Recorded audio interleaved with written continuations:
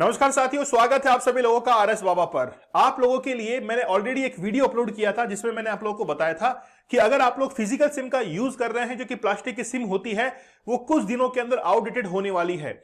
Airtel के CEO Gopal Vitthal ने हाल ही के अंदर अनाउंस किया था कि जो भी सब्सक्राइबर हैं अगर वो सिम को स्विच करने जा रहे हैं तो आप थोड़े दिन रुक जाइए।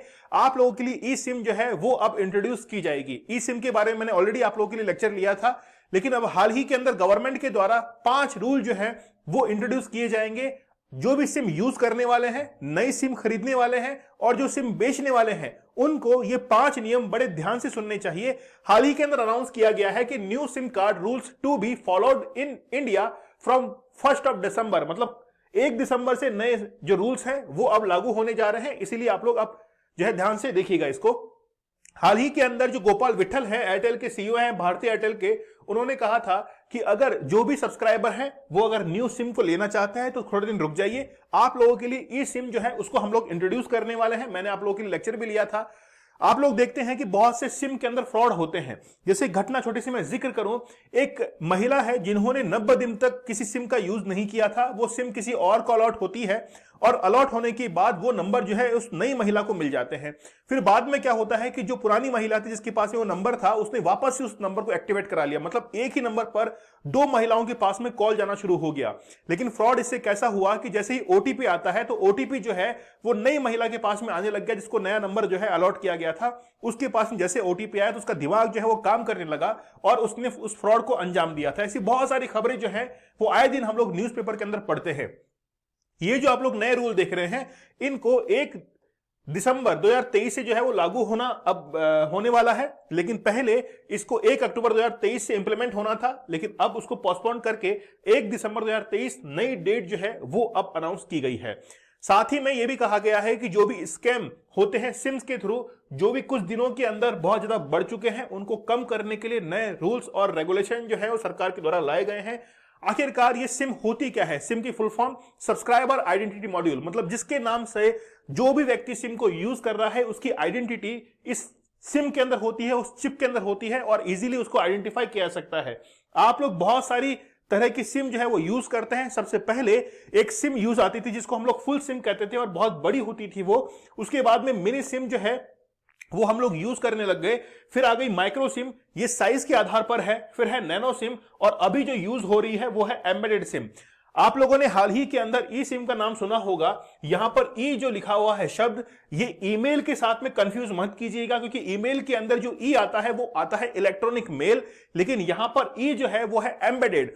जब भी आप लोग किसी मोबाइल को खरीदेंगे तो आपको एक सॉफ्टवेयर इंस्टॉल करना है और सॉफ्टवेयर के अंदर ही आप लोगों का तमाम जो डेटा है वो सेव हो जाएगा और आप एक नेटवर्क से कनेक्ट हो जाएंगे। अगर आप लोग चाहते हैं कि मैं किसी दूसरे नेटवर्क में चले जाऊं तो आपको सिम खरीदने की जरूरत नहीं है। आप उसी सॉफ्टवेयर के थ्रू अपने जो भी नेटवर्क ऑपरेटर है उसको चेंज कर सकते हैं। ये पूरी खासियत मैंने आप लोग को बताई थी कि अब जो है वो केवल और केवल वर्चुअल सिम जो है वो आप लोग को दिखाई देगी। एक डिजिटल फाइल आपको अपने मोबाइल में स्टोर करनी पड़ेगी और आपकी सिम जो है वो चालू हो जाएगी। खास बात यह है कि जब भी आपका मोबाइल जो है वो चोरी होता है तो चोर जो है सबसे पहले सिम को निकाल कर फेंकता है ताकि उसकी लोकेशन पुलिस के पास में ना पहुंच जाए।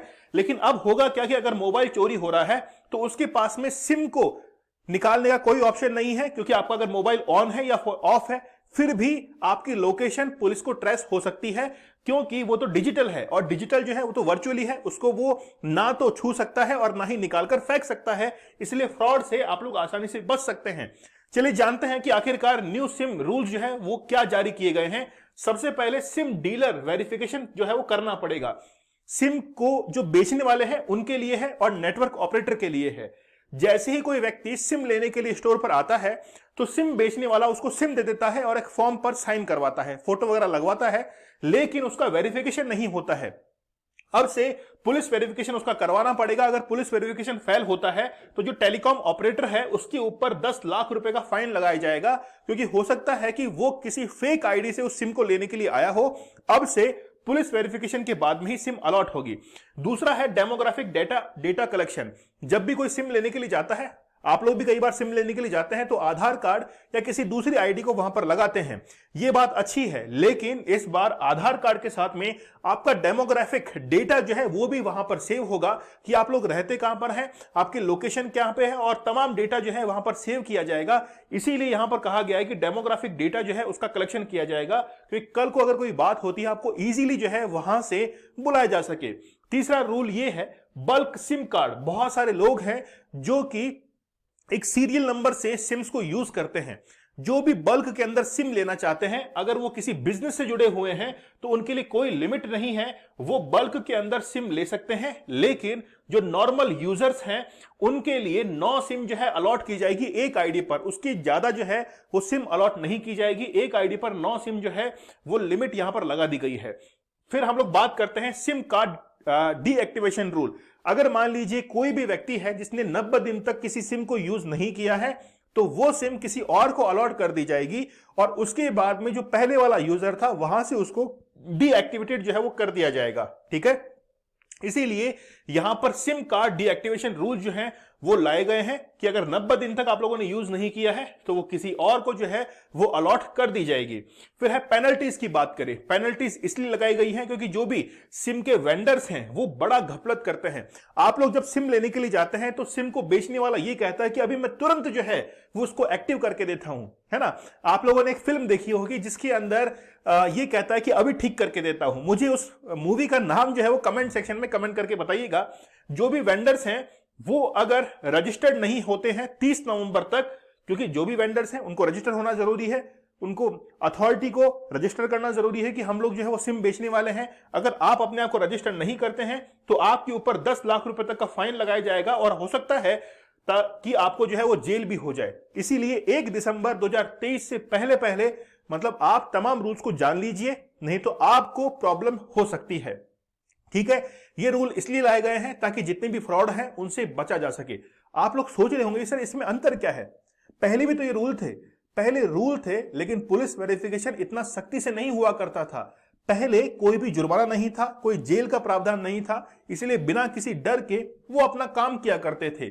यहां तक कि जितने भी सिम को बेचने वाले थे वो रजिस्टर नहीं करते थे, क्योंकि जब भी कोई घटना होती है उसके बाद में पुलिस तमाम लिस्ट निकालने के अंदर नाकामयाब रहती है। वो फिजिकली दुकान पर जाती है और वहां पर पूछताछ करती है। लेकिन अब से क्या होगा, जैसे रजिस्टर किया तो ऑनलाइन चेक कर सकते हैं कि आखिरकार इस एरिया के अंदर सिम बेचने वाले कितने हैं और डायरेक्टली उनसे जो है वो कांटेक्ट किया जा सकता है। तो नए सिम के रूल्स जो हैं वो आपको जरूर जानने चाहिए। अगर आपके आसपास कोई लोग हैं जो कि सिम को बेच रहे हैं या आप लोग सिम को खरीद रहे हैं तो इन रूल्स को जरूर जान लीजिएगा। आप हमारे जूनियर अकाउंटेंट पेपर 2 के वीडियो कोर्स के साथ में जुड़ सकते हैं, जिसमें 6 सब्जेक्ट हम लोगों ने कवर करवाई है। इसमें पेपर 1 पेपर 2 की टेस्ट सीरीज भी आप लोगों को फ्री दी जाएगी। 999 के अंदर ये कोर्स अवेलेबल है। अगर आप लोग चाहें तो पेपर 1 और पेपर 2 के लिए अलग से भी टेस्ट सीरीज बाय कर सकते हैं।